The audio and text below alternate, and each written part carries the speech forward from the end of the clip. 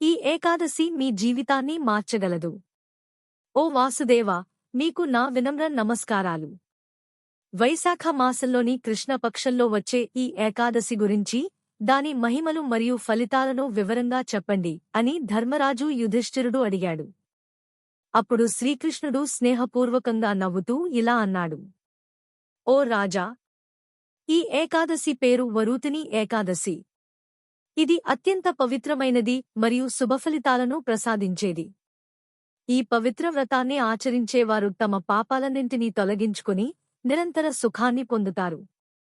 అదృష్టం లేనివారు కూడా ఈ వ్రతం వల్ల అదృష్టవంతులవుతారు. ఈ వ్రతం ఈ లోకంలో ఆనందాన్ని, మరణానంతరం మోక్షాన్ని ప్రసాదిస్తుంది.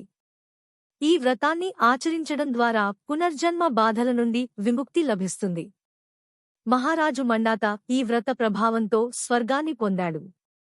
ఇక్ష్వాకు వంశానికి చెందిన ధుందుమార మహారాజు కూడా ఈ వ్రతాన్ని ఆచరించి శాపం నుండి విముక్తి పొందాడు. వరూధిని ఏకాదశి వ్రతాన్ని ఆచరించడం వలన 10,000 సంవత్సరాల తపస్సు చేసిన ఫలితం లభిస్తుంది. కురుక్షేత్రంలో సూర్యగ్రహణ సమయంలో బంగారం దానం చేసినంత పుణ్యం కూడా ఈ ఒక్క వ్రతంతో లభిస్తుంది. దానాల్లో గుర్రం కంటే ఏనుగు దానం గొప్పది. ఏనుగు కంటే భూమి దానం గొప్పది.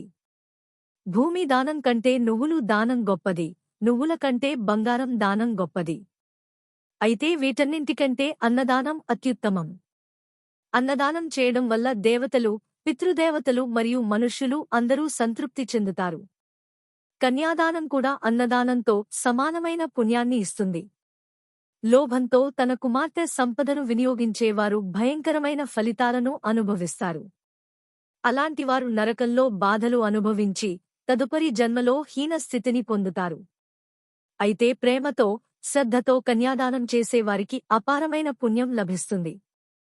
అదే పుణ్యం వరూధిని ఏకాదశి వ్రతాన్ని ఆచరించిన వారికి సులభంగా లభిస్తుంది.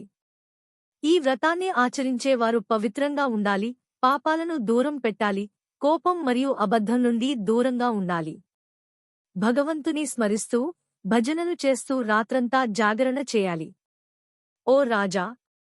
ఈ విధంగా వరూధిని ఏకాదశి వ్రతాన్ని ఆచరించినవారు తమ పాపాలన్నింటి నుండి విముక్తి పొంది చివరికి విష్ణులోకాన్ని చేరుకుంటారు. ఈ పవిత్ర ఏకాదశి మహిమను వినేవారు లేదా చదివేవారు 1000 ఆవులను దానం చేసినంత పుణ్యాన్ని పొందుతారు. అందువల్ల ఈ వరూధిని ఏకాదశిని భక్తితో ఆచరించి జీవితాన్ని పవిత్రంగా మార్చుకోండి.